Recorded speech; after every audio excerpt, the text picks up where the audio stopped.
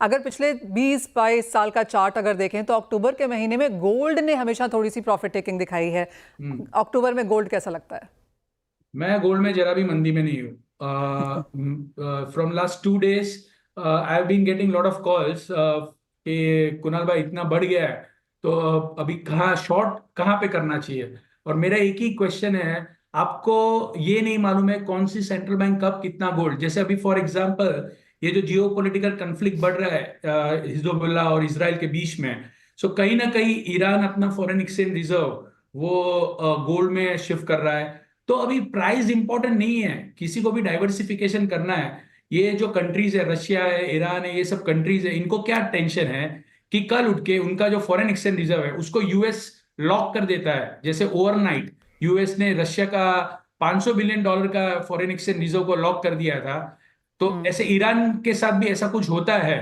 तो ईरान अपना जो भी आप देखेंगे 4-5 टन बाई करता था हर साल, वो सीधा आज 50 टन के ऊपर ईरान ने गोल्ड बाई किया है। सो कोई ना कोई गोल्ड लेने के लिए रेडी बैठा है। दूसरा, जियो पॉलिटिकल कंफ्लिक्ट, वॉर एस्केलेट होते जा रहे हैं पूरे वर्ल्ड में। रशिया ने उसके यूक्रेन के ऊपर अटैक बढ़ा दिए हैं, इसराइल ने अपने लेबनान, येमेन, एक के बाद एक, जो पहले गाजा के ओरिएंटेड था अभी वो नई नई टेरिटरी पकड़ रहा है। So this is not good. ये टाइम पे गोल्ड में शॉर्ट करना, भले वो नीचे भी आता है, it's a dangerous thing. So stay long in gold. मंदी ढूंढने की ट्राई अभी मत कीजिए। $40-50 घट गया तो भी ठीक है।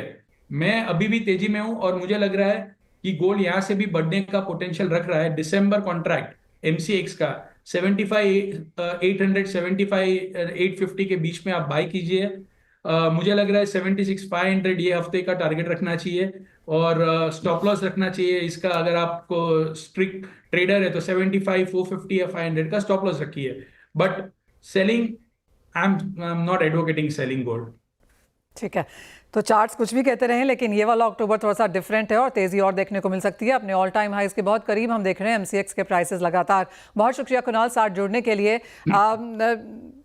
यहाँ पर अब हम अगर प्राइसेस को देखें तो जैसे मैंने कहा कि ऑल टाइम हाइज के आसपास हैं। गौरव बाबा जी, आपको चर्चा में शामिल करना चाहेंगे। सितंबर का महीना ज्वेलरी सेल्स के हिसाब से बहुत बेहतरीन नहीं था। एक तो पितृपक्ष और दूसरा all time high gold prices, और जैसे कुणाल कह रहे हैं कि अक्टूबर में भी ये चेंज नहीं होने वाला है, तो एज अ ज्वेलर आप कैसे देखते हैं फिर? नमस्कार जी, थैंक यू।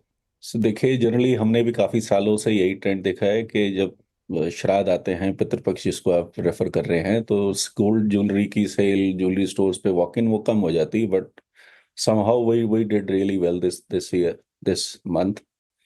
सो मतलब उससे इस बार हमें कोई फर्क नहीं लगा, बिकॉज इनफैक्ट हमारे सेल्स के लोग भी यही बातें बार बार करते थे कि श्राद्ध लग गए हैं तो भी सेल कम है, वॉक इन कम है। सो बट हमारे यहाँ पर इस बार I don't know what has happened, but sales अच्छा है।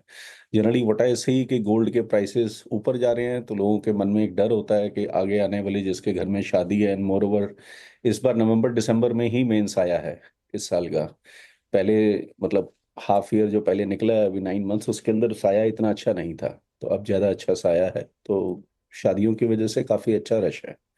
प्राइसेस तो देखिए बढ़ ही रहे हैं एंड गौरव, अल्टीमेटली, क्या एंड बिक आई रहा सी है ज्यादा? The prices are going to jump to maybe बी अराउंड 1 लाख 1,20,000 और मे बी 1,50,000 नेक्स्ट 3 to 5 years।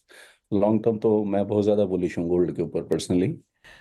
गौरव, तो लोग क्या खरीद रहे थे इस वक्त? क्योंकि जो हमारी ज्वेलर से बात होती है उनका मानना है कि 22 से ज़्यादा 18 कैरेट शायद यहाँ पर बिक रहा था। डायमंड लोगों ने यहाँ पर इंक्लूड किया। तो अगर आप अपना ओवरऑल बुके यहाँ पर देखते हैं तो ज़्यादा खरीदारी कहाँ है? हमारा बुके के अंदर if I talk, so we doing close to around 70% of the total sales is gold jewellery.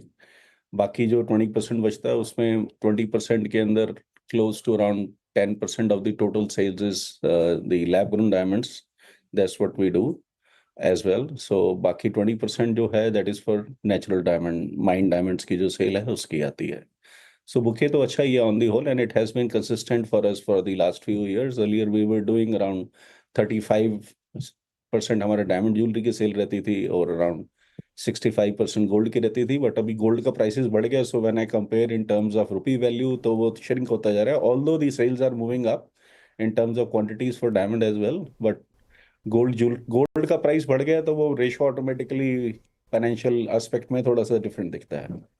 So generally what we do, हम उसको कंपेयर जो है वेट से करते हैं। लास्ट ईयर हमने सेम मंथ के अंदर या सेम सीजन में कितना बेचा, इस साल कितना बेचा, तो पता लगता है। लास्ट टाइम अगर श्राद्ध डिफरेंट मंथ में आ गए तो the game is going to change, so you have to be little mindful, ध्यान से देखना पड़ेगा सब चीज को। Right, but it's nice to know, जैसे आपने कहा कि क्योंकि नवंबर दिसंबर में काफ़ी सारी शादियां हैं इस बार, तो क्लियरली उसकी खरीदारी यहाँ पर है। और जैसे आपने कहा कि लैब ग्रोन, माइंड, सोना, सभी की खरीदारी यहाँ पर ऑफ कोर्स ऊपर नीचे है, लेकिन खरीदारी यहाँ पर बरकरार है। गौरव जी, बहुत शुक्रिया साथ जुड़ने के लिए, और दिल्ली मार्केट्स में फिलहाल क्या चल रहा है इतने हाई प्राइसेस पर भी उसका एक जायजा भी यहाँ पर हमारे व्यूअर्स को देने के लिए। इसी के साथ